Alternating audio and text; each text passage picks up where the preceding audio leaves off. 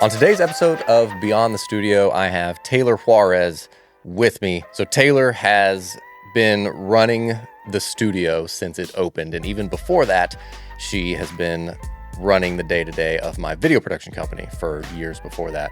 So she's been with me a while. I think in 2021, I hired her to help manage emails and invoices and all the fun stuff that comes with running a video production company. And then when we opened up this studio, she, of course, manages that as well. And so she has set up all the systems in place when it comes to onboarding new clients and keeping existing clients happy. I have two businesses, and they definitely don't run without Taylor's expertise. So we're going to get into the nitty-gritty of that. Taylor, how's it going? It's going great. Nice. Happy to be here. Although it's a very different position for me, but here we are. So we're going to talk about like everything that it takes to run the studio business. Because you run the studio business. I do a little bit behind the scenes. Like I'm definitely a part of it. But most of the strings are being pulled by you. You're the Wizard of Oz behind the curtain. Yes, when the curtain gets pulled back and you're pulling all the levers. That's you. Before we get into like our processes and stuff, give us like an intro of who you are. My name is Taylor. I'm a native Texan. I grew up in Arlington, Texas, moved down here to Austin to go to St. Edward's University, where I got my BFA in acting. But when I was in college, I got really interested in film and being kind of behind the scenes. I got really interested in the tech portion of film. And after college, I started working for a local company as a wedding videographer. And at the time, that company was new, so I really got in on the ground floor. I got trained as a wedding videographer, and I very quickly also grew into the role of studio manager for that company as well, which I really enjoyed because I got to not only be out in the field shooting, but I got to also deal with clients on the back end and really be part of the whole client experience and relationship. And I worked for that company for 5 years, and then pandemic happens, lots of things shift, and before you know it, I was looking for another job, which I felt like I had a great role there with that company, and I didn't know if I could find something like that again, especially as we were navigating kind of a new world with the pandemic and everything. But Matthew Reed connected me to you, and then I became the producer for your production company, Paper Dog. Cool. Good stuff. And we met through Jordan Bunch, and then one thing led to another. You and I had a Zoom meeting, and this was in 2021. 2021. Yeah, 2021. So it was after COVID had kind of settled down a little bit. But yeah, we had a Zoom meeting, and I hired you part-time at the time to do some producing for me. And then that very quickly bumped up to full-time. And we've been rocking and rolling ever since. A couple years ago, we had the opportunity to expand into this studio. What do you do at Round Rock Studio to keep the engine running? You do everything, but like dive in a little bit. What do you do here? Yeah, I wear many hats. So I was already the producer for Paper Dog, your production company. So it made sense to me to just naturally transition into the role of studio manager for Round Rock Studio. So when we initially opened it, a lot of my job was helping kind of take your creative vision and put it into more concrete steps and figuring out what we actually needed to do to get the right systems in place, set up the right processes to make sure that our client experience was going to be good and everything for booking, etc. So here at Round Rock Studio, I oversee all the day-to-day operations. I'm on the front line of answering emails, taking in new inquiries, responding to clients. I'm there to oversee the client experience pretty much from start to finish. So when an inquiry comes in, I'm usually the first response. I get a client booked, and then I make sure that they go through our system. We have workflows for every different type of client. And then after their booking, making sure they get follow-up emails. They're going to leave us a review and encouraging them to come back or asking for their feedback and stuff like that. So managing clients is a big part of my job. And honestly, I'm really passionate about the client experience. I really love being the one that gets to meet people and talk with people and make sure that they have a good experience, because at the end of the day, seeing people come into the studio and use the space and just to see other creatives be able to have a space to create, I think that's so important. And it's really inspiring to be part of giving somebody that opportunity. So that's a big part of my job. And I also am here for events. We put on mixers, once a quarter, as often as we can. So overseeing those events, taking BTS at those events, and also kind of upkeeping our social media and our website and some of the other aspects of the business as well. Yeah.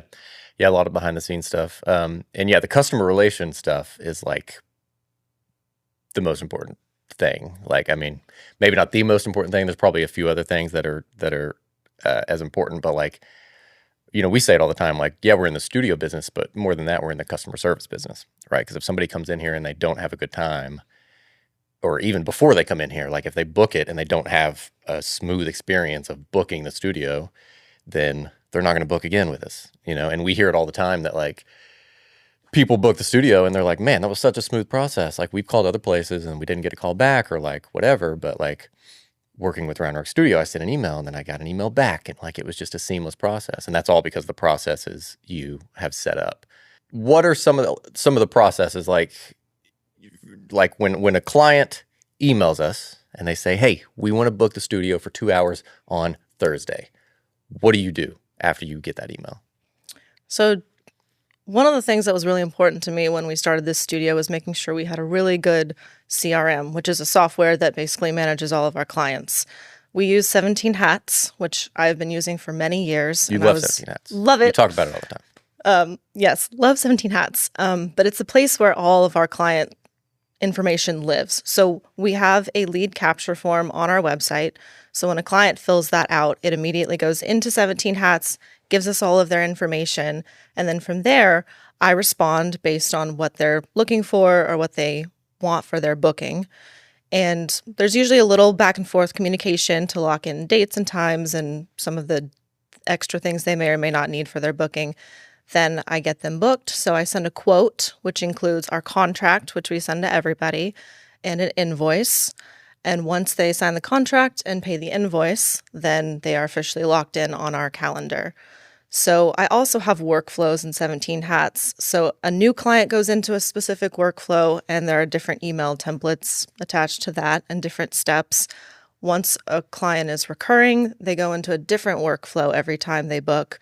And, you don't need to have as many of the things as you do when they're new. So once they kind of understand how it goes, there's less things in that workflow, but still we like to have recurring templates, encouraging reviews for every client, reminding them of their booking. So when we get close to their booking date, the day before, there's an email that goes out that's a booking reminder. It's got the date and the times. It's got our address, and it says who will be here to assist with their booking, which is often you, but if it's another member from our team, it's got their name and phone number. And it just kind of gives them what to expect for their booking. And then after their booking, they get a follow-up, and it asks for them to review us. Yeah. And sometimes we send them behind-the-scenes photos if we took some photos of their shoot. So things like that. And it just kind of keeps everything moving, and it keeps our clients organized, and everything is in one central place.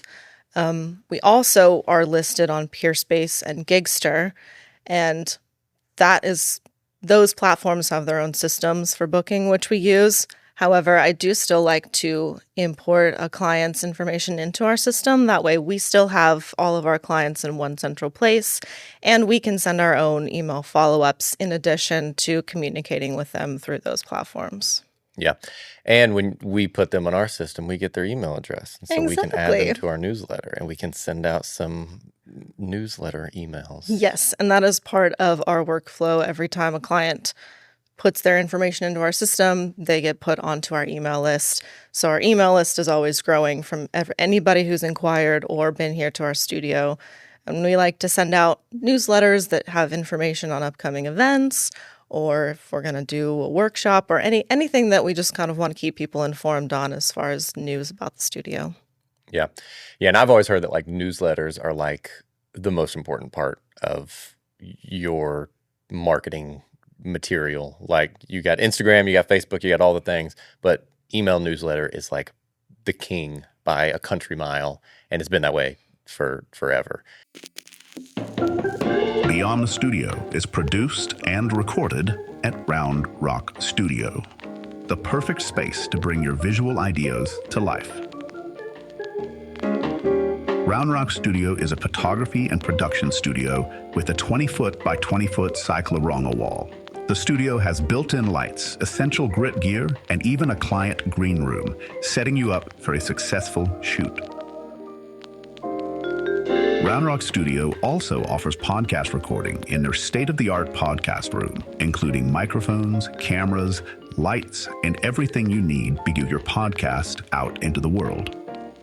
Go to roundrock.studio for more information. Round Rock Studio, a place for creatives to be creative.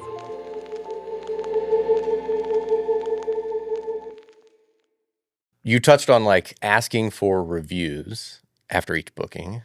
We do that because Google reviews are like powerful, right? If you're a local business, if you're like an online business, it's one thing, but if you're a local business and you literally have a brick and mortar store, like people are going to want to read the reviews on what other people are saying.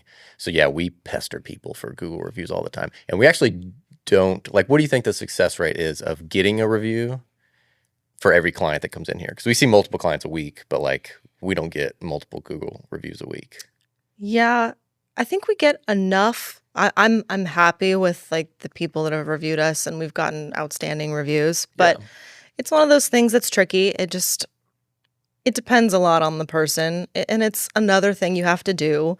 I mean, you can probably think of times you've gotten emails and just been like, ugh, you kind of toss it off because you're like, I just don't have time to do that right now. It has nothing to do with you having a bad experience. It's just like another thing people have to make time for. But I think that's why it helps to send out reminders.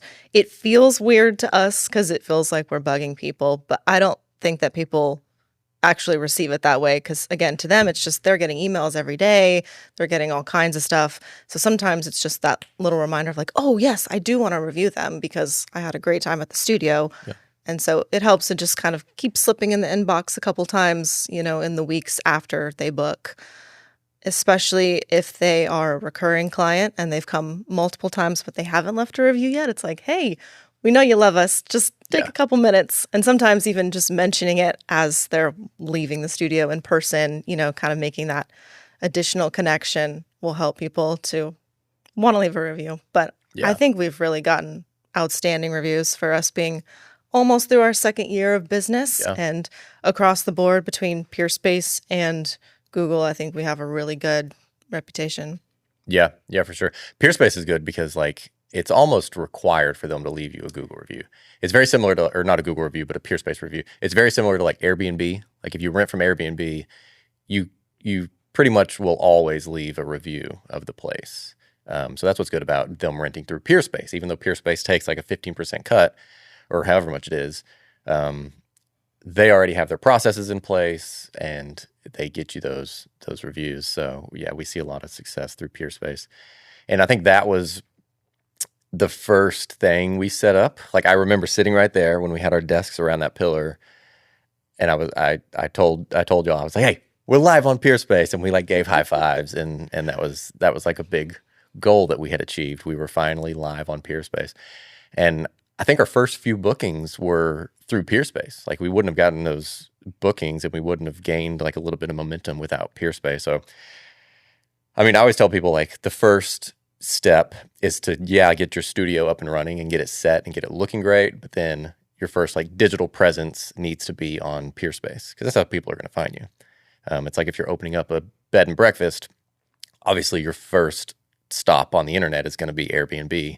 You need to get your posting or your listing looking really good with solid photos, solid description, and then all that. So we did Peerspace, we did Gigster. We've gotten a little bit of inquiries from Gigster. We've gotten a lot from Peerspace. I think Peerspace is like the main website for that type of stuff. Yes, Peerspace is like the Airbnb. It's the name brand. I think it's the one that most people are familiar with. Like you can mention the name Peerspace to almost any creative and they're going to know what that is.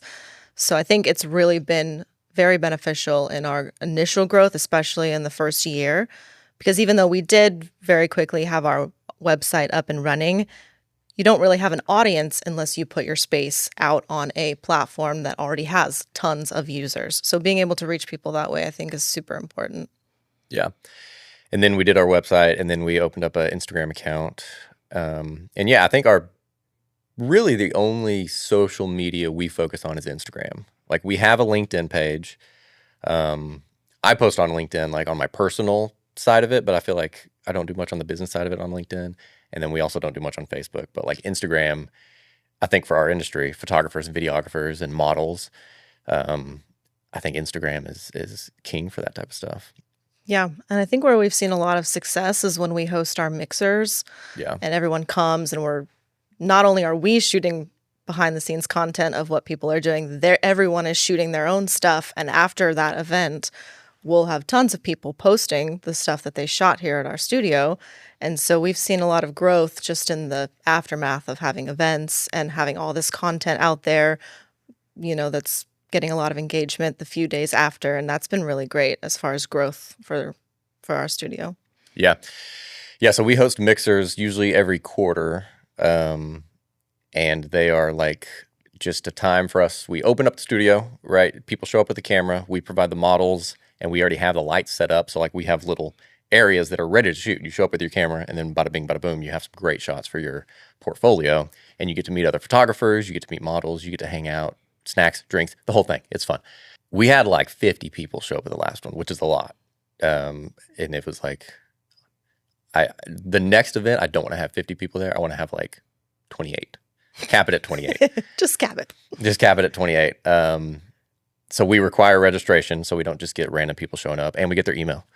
But yeah, I think next time we'll scale it down a little bit, because if it gets really crowded in the studio, it's like, I don't know, it kind of dampens your ability to shoot and be creative and stuff. So, but it was good. It served its purpose. And like you said, a lot of people got photos. They posted on social media. Yeah, so Instagram, we were getting notifications like every minute for like 2 weeks on people posting stuff. So that's good to get your name out there, to get people talking about you, because we still get people who walk in the door. Just the booking this morning, they're right up the road. And yeah, they walked in, they were like, we didn't even know y'all existed. Like, y'all been here for how long? And I was like, well, we've been here for 2 years. And yeah, they didn't know we existed. And part of that could be like, maybe our marketing isn't quite good enough or whatever. But either way, we're doing our job, and we're getting the name out there. And from those mixers, we've gotten memberships. Like, we've gotten photographers who showed up, they shot, they liked the experience, they liked the space. So they were like, hey, I want to shoot here often. And we did a promo where people who signed up, or people who were at the event, they got a discount for their membership for their first 3 months. So we got a lot of people to be members, which was great. How do you, first of all, talk about the memberships? What is the membership? Why do we do a membership? And then talk about like how you process those memberships. So memberships are something that we knew we wanted to do for quite some time, but it was kind of all about feeling out when the right timing was going to be and seeing. It was about getting enough interest and having enough traffic coming through the studio for it to make sense.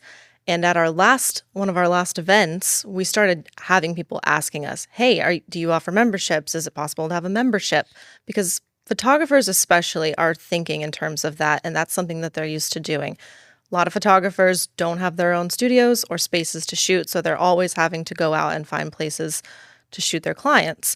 So to pay for a membership at a studio where you can have a certain number of hours per month of studio use, then they can come and go, they can book clients, they have a space to come, and it's very reliable. So that is something that we have just recently started offering once we realized, okay, there's a need for it now, people are hungry for it. So we have 2 membership tiers. The first one is 3 hours a month, and the second one is 8 hours a month. So people can use those hours a month, and then any additional hours that they want to book in a month, they get a discounted rate from our normal rental rate. So I think having these memberships has been really great. We have, I think, 7 members now that are frequently coming and going. We have a system in place where they have a member portal, They can get on, they can book themselves. All we have to do is just look over the booking, confirm it.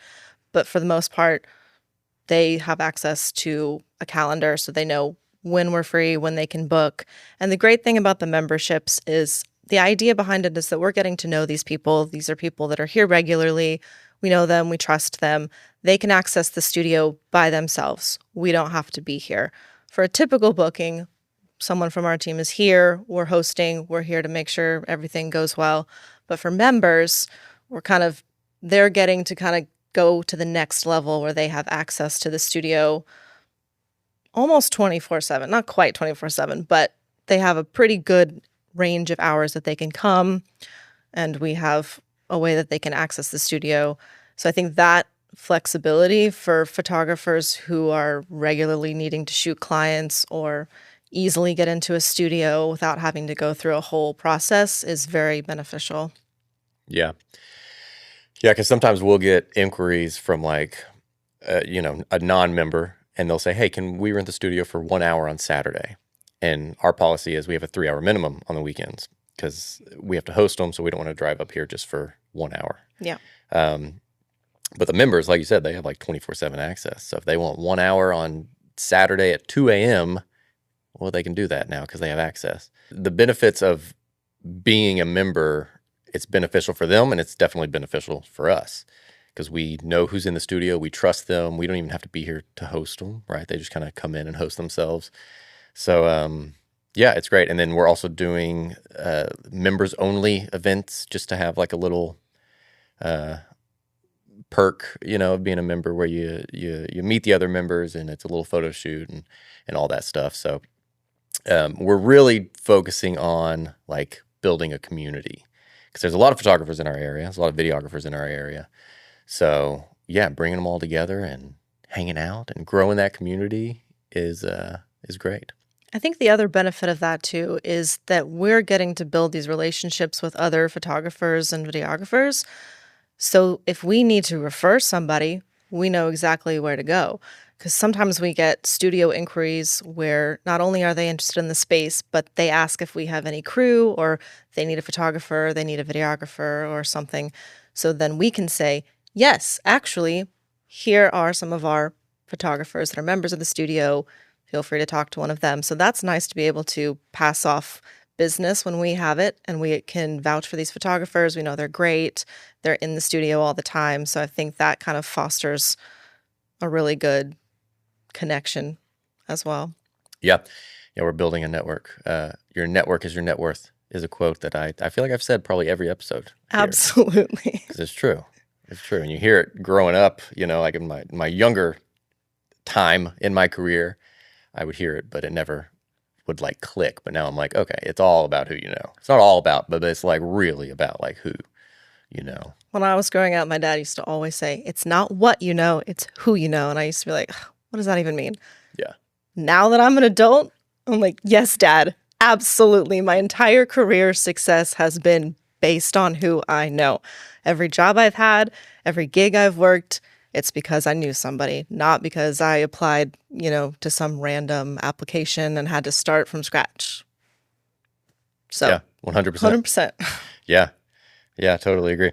So let's back up 2 years ago, because it's been like 2 years, almost to the day that I signed the lease on this place. It started, on the first of the month, which is coming up. Yeah, let's kind of talk about how we opened up the studio. First of all, we've ran a video production company for a while. We had a small office that we officed out of, and we had a little studio shooting area there, which was great. We were there for 3 years. And I always had the idea of moving on to a bigger place. That was always the plan. Like I wasn't going to be there for longer than 3 years. So once the 3 years was coming to an end, I started looking at larger spaces to rent. And then we found this one, and I found it online, and I was looking at tons of spaces, and then I found this one, and I was like, okay, this could work. It's big, it's expensive, but it could really work if we do the right things and we make it profitable. Like it could really work. So yeah, I looked at the blueprint online and took the blueprint into Photoshop and started putting desks everywhere and like started putting the cyc wall and just started to like visualize how the studio could look and if it was even possible or if it was even worth like pursuing this idea. And then of course I looked at the numbers to see if it made sense financially. So yeah, I obsessed over all that. And then I kind of brought y'all, being my team, in to see the space. I hadn't signed the lease yet, but it was like about to happen. I was like, about to pull the trigger, but I just kind of wanted y'all's opinions on it. So I brought y'all in. We walked in. There was a big wall here, and it was in much worse shape than it is now, right? Like we've done tons of upgrades, so it was a shell that needed a lot of upgrades at the time. So yeah, we walked through, and I was kind of talking about my vision and how we're gonna have a cyc wall, and this is gonna be a studio, and people are gonna shoot, and we're gonna rent out the studio, yada yada yada. So that was like the conception phase.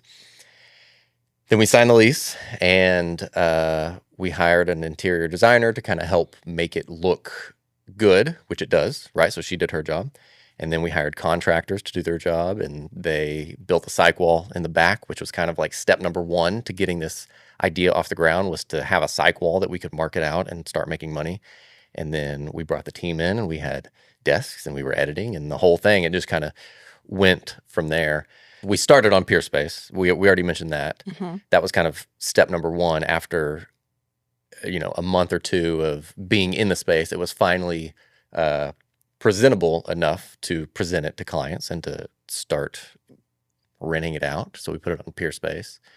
And then we just kept rocking. And then probably a year in, we converted the front area to be a podcast set. Podcasting is huge, and I have a passion for podcasting. So I was like, okay, let's make that room over there a podcast room. So we did. And we started renting that out, also on Peerspace, also on our website. Got some traction, and then we opened up another set out here where we're sitting in, right here. And this is kind of the main set that we push to our clients now. And so our two of our moneymakers, I guess, are renting out the space in the back, which includes the memberships and all that. Renting out the space in the back and shooting podcasts up front. Yep. Studio, which a sub-tier of that is the memberships. Yep. And then podcasts, which we offer audio and video podcasts. But for the most part, video is where people land. And it's very easy because they can just walk in, sit in our set, do their thing. We've got our 3 cameras set up, and we live switch so that at the very end of their recording, we can just hand them a video file, and they've got their podcast. Yeah. And podcasting has been great. Like it was, I mean, it started off kind of slow, but it's kind of a cool part of our business. I'm glad we expanded into podcasting. Yeah. And then once you get, just a few regular clients who want to come in weekly and they're really committed and they've got a solid podcast going, then it's really fun to, again, have that relationship and be on a journey with those people. We have one regular podcasting client that's been here for a year now. Yeah. And they're on season 4 of their podcast, and it's been a blast. And I think having them as our very first podcast client was perfect timing for us because we were just launching our podcasting services, but also learning as we went. So having them was great because they were so nice, very excited about the podcast. They loved us, but they were very willing to be flexible as we were growing, as we were shifting sets around, as we were figuring out pricing and add-ons and services and how to best serve them. I think it's been really helpful to have a solid client like them as we were growing. Yeah, for sure. Yeah, and Logan Lepper, who we talked to on this show, he runs like a podcast studio. It's very successful. Have you seen how many reviews he has on Peerspace? No. So like we have a lot of reviews. We have like 30 something reviews. He has like 150 or something like that. So like I mean I thought we were cruising with the Peerspace game, but like he's rocking it. And yeah, he talked a lot about like you're not just filming their podcast, like you are helping them through the journey of launching their podcast, right? Mm-hmm. You're kind of like producing it and helping them through that because a lot of people don't really know what it takes, right? Like it's very easy just to talk to somebody on camera and all that, but beyond that, beyond the studio, you got to like produce it. You got to launch it. You got to promote it on Instagram. You got to make reels. You got to promote the reel. Yeah. Right. There's a bunch of stuff that it goes into making a successful podcast. So we try to hold our clients' hands through that process as much as we can. And of course, we're still learning about that whole process. But yeah, that's what we try to do. We try to be a full client service when it comes to podcasting. Yeah, and we've had people come in, they have great ideas, and I think most people come in here saying, I know I want to start a podcast. I've got a lot of ideas, but I don't really know anything about how to start a podcast. There's a lot of steps and technicalities and things like that. So I think it's great for us to be able to meet a new podcast client, hear about their ideas, about their show, and then help them figure out the best steps to take to start everything up. I think having that collaboration is really special because we've had a couple clients where they're kind of established. They're literally just looking for a space. They just come in, they record, we hand them a file and it's done. Sometimes they come back, maybe they don't. But I think it's really fun for us when we have that client that we take from the very beginning of the process. We help them start everything. We're even like creating an intro and outro for their podcast. We're doing a little photo shoot to help with their branding. Maybe we create a logo for them, which we've done for, I think, both of our main podcast clients. So doing that, I think, is really special because then we get to be part of the whole journey. And then as they grow, we grow. And I think both parties can really grow because of the collaboration. Yeah, 100%. We've grown because of that collaboration and they've grown because of that collaboration. Right. So yeah, you're exactly right. What were some of the challenges that we've faced over the 2 years? Like, I know one challenge, not even a challenge, but like we had to make it very clear on our website what we do, what's included and what's not included. We had a couple, this was early on, like the first few months of us being open, we had a couple rent the studio for a couple hours and then they showed up and they didn't have a camera. So they were expecting us to take the photos. And we were like, okay, well, this is just a rental space. So you've rented the space. So there was some confusion there. So we immediately went onto our website and made it very clear. Like we added like a Q&A or a frequently asked questions, FAQ, about what's included because we didn't want that to happen again. Are there any other challenges? I think a lot of it has been information-based, and we've updated our website a lot as we have come across different issues or miscommunications between clients. Again, nothing has ever been disastrous, but just things like, oh, we didn't think that, we thought that was clear, but it wasn't, or there's, vagueness on some level. So making those updates to our website has been important. But even when you have a mass amount of information on your website, that doesn't mean that people are necessarily going to read every single thing on your website. People will still email all the time asking questions that are in our FAQ, but they just didn't see that part or they didn't look at it, which is fine because I love when people ask questions. I love being able to clarify things with clients, and that goes back to the client experience. And I think for me, one of the big things too is knowing we updated our website so it's there as a foundation, but also being able to communicate in the early stages of the inquiry process. Something I do a lot is when people are inquiring about the space for a photo shoot, I let them know, hey, just so you know, this is a space rental. This is how much we charge for the space. Do you have a photographer or are you looking for one? We're happy to recommend a photographer or other crew if depending on what their shoot is.